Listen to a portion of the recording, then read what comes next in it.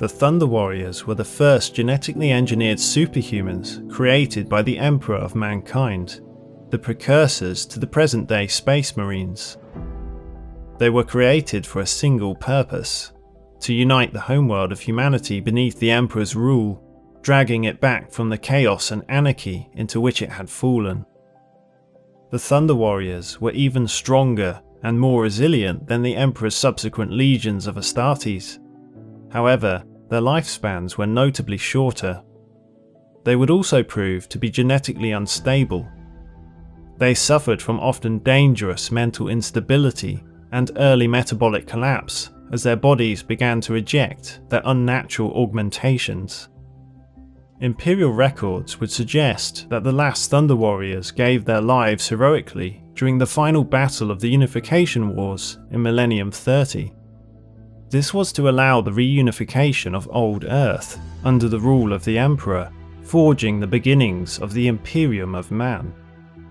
The truth of the matter was far more tragic, for the Thunder Warriors' fate was bound to the terrible price the Emperor paid to secure humanity's future. During the turbulent era known as the Age of Strife, or Old Night, the Sol system had become completely isolated from the other neighbouring star systems, cut off from interstellar travel and communication by the massive warp storms that swept through the galaxy. These raging storms of dark energy were the result of the millennia-long gestation of the Chaos god Slanesh, and the turbulence that marked the decay of the Eldari Empire before the fall. Over the course of the 5 millennia of violence, fear, and disorder that defined the Age of Strife, the Earth's planetary government had completely collapsed and was broken down into dozens of techno-barbarian factions. Little remained of our once sophisticated civilization and glorious past, as techno-barbarian warlords and their gene-enhanced armies fought endless wars of attrition over the remnants of a fractured world. Continuous warfare raged across the surface of the Earth for almost 2,500 years. It was now little more than an apocalyptic wasteland. By now, humanity had come close to the brink of destruction. So many of the colonized worlds had fallen into a similar state of disarray, starvation, and darkness. This would be the time when a mysterious and immensely powerful being would emerge.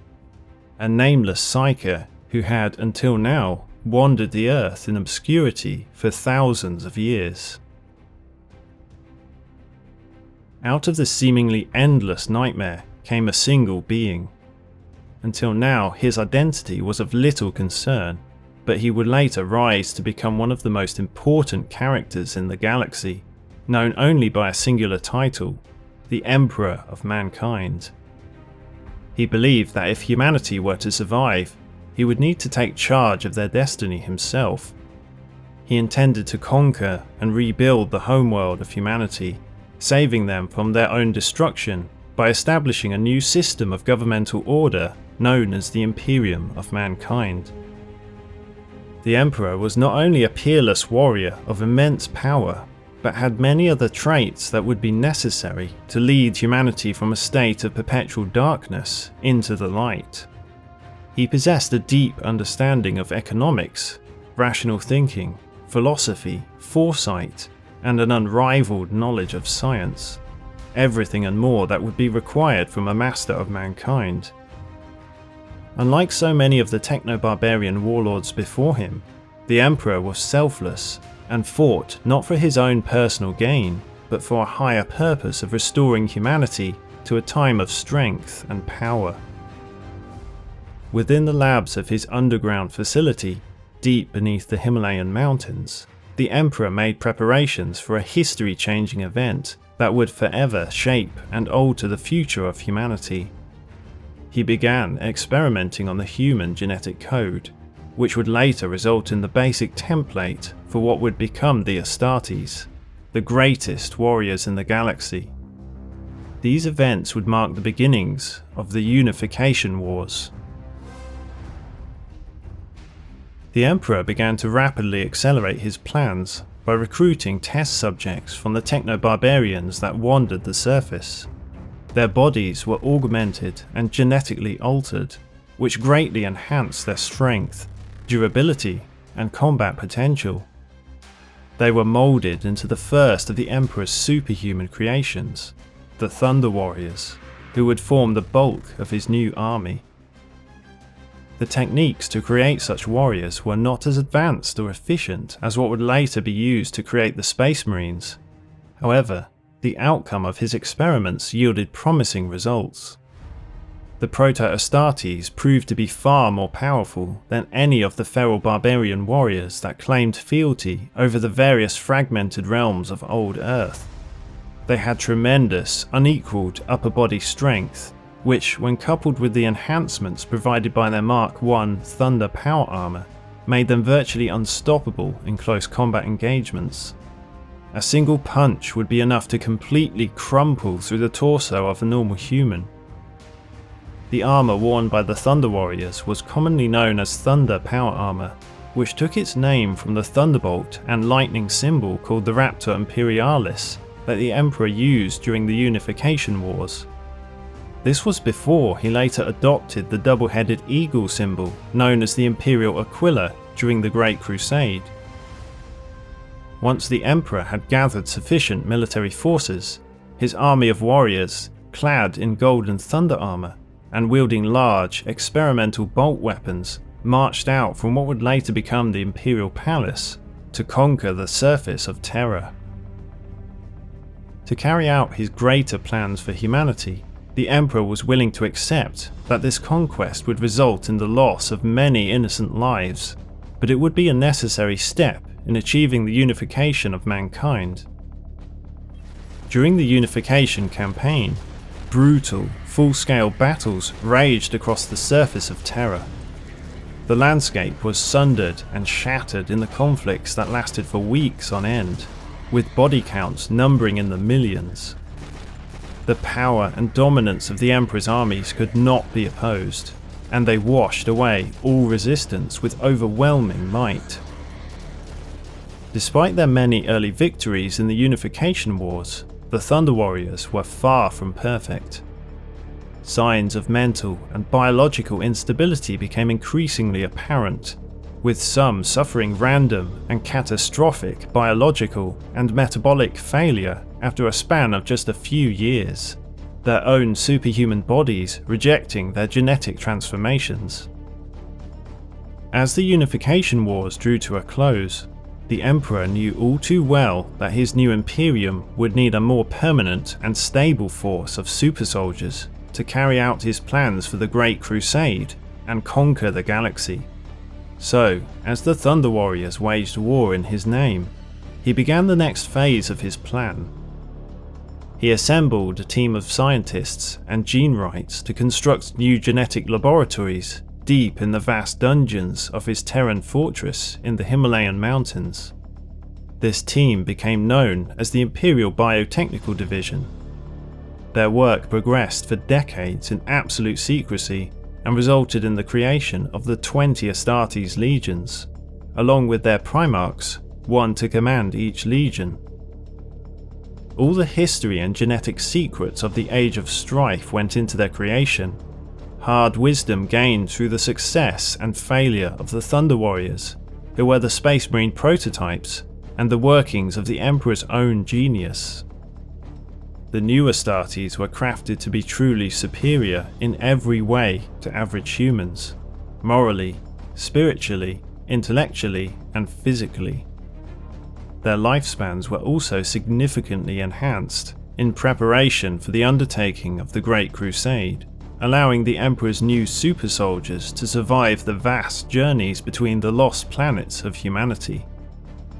These perfections would form the genetic template for the first true Space Marines of the Astartes legions.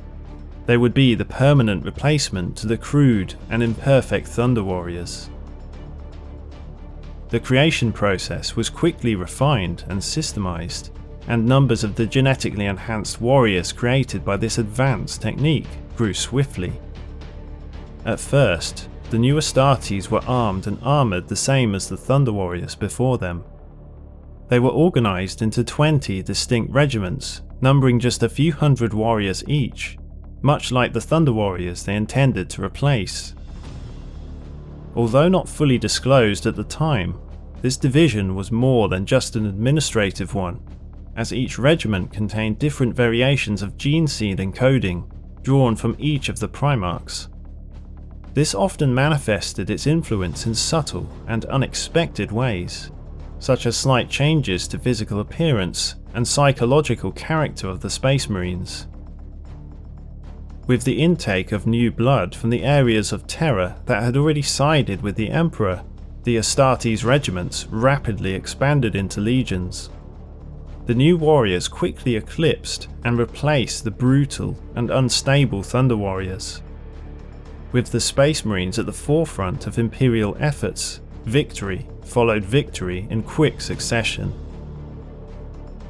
Compared to the newly created Space Marines, the Thunder Warriors were actually superior in every physical aspect, being stronger, hardier, and more resilient. Despite their might, however, they were far from humanity's perfect soldiers. They were ruthless killers who enjoyed the savagery and feeling of power they experienced during combat, and possessed talents for nothing other than war and destruction. In many ways, they represented the worst aspects of human nature. They also lacked the extended mortality of the new Astartes.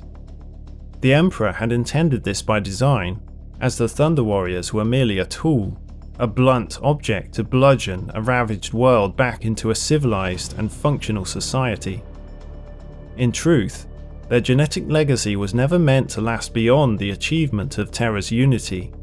They were created for war, and war alone. Imperial records tell of the last battle of the Unification Wars, known as the Battle of Mount Ararat. During this final battle, the remaining Thunder Warriors were slain to a man. The records detail that the last Thunder Warrior, Aric Tyrannus, known as the Lightning Bearer, raised the banner of lightning at the final declaration of unity, which established the single rule of the Emperor of mankind before succumbing to his wounds. It was a measure of the Thunder Warriors' heroic sacrifice that they had all died to win the last and greatest victory for the Emperor. This heroic version of events was unfortunately a lie. The Thunder Warriors had not died to a man during the final battle of the Unification Wars. In fact, they had been betrayed by their own creator, brutally erased from existence on the orders of the Emperor by his personal guard, the Legio Custodes, the only soldiers in the Imperial armies capable of defeating the Thunder Legion. This terrible secret is one that has been kept from the wider Imperium for more than 10,000 years, for if the truth were to ever be uncovered, the consequences would be catastrophic. The Emperor had reasons for this utter betrayal. He knew that to carry out his plans for humanity and protect the progress made during the Unification Wars, it would be necessary to take certain immoral actions to secure mankind's future. The Emperor needed the people of Terra to unite behind him, and him alone, in order to begin the future reconquest of the galaxy. His Thunder Warriors were not like the Astartes who would follow them. They had been created solely for war, and would not be able to adapt to a time of peace. Their genetic flaws resulted in widespread cases of mental instability and early fatality due to metabolic collapse. All these factors meant that they could not be allowed to survive the conflict they had been created to fight. At first, their numbers were simply not replaced as they fell to battle or insanity, but then more active measures were taken. For if they were allowed to exist beyond unification, they would pose an ever-increasing risk to the stability of all the Emperor had achieved. Following the Unification Wars, the Imperium believed the Thunder Warriors to all be destroyed. However, there were some who would survive the slaughter. These individuals who did survive remained in hiding, living secluded and miserable lives among the population of Terra, all honours of the past forsaken, ever fearful of being discovered. Fortunately for these survivors, the Imperium, believing the Thunder Warriors all dead, never truly sought to hunt them down, as all efforts were by then concentrated on the progress of the greatest undertaking in mankind's history, the Great Crusade. The Thunder Warriors were ultimately a means to an end, the conquest of a single world, while their genetic successors were intended to travel the stars and conquer the galaxy. The Space Marines were to serve as living embodiments of all that humanity could hope to achieve. It is the greatest tragedy of the Imperium that while the Space Marines were created to represent the pinnacle of human development, they would ultimately prove just as susceptible to the basic flaws of mankind as any other mortal.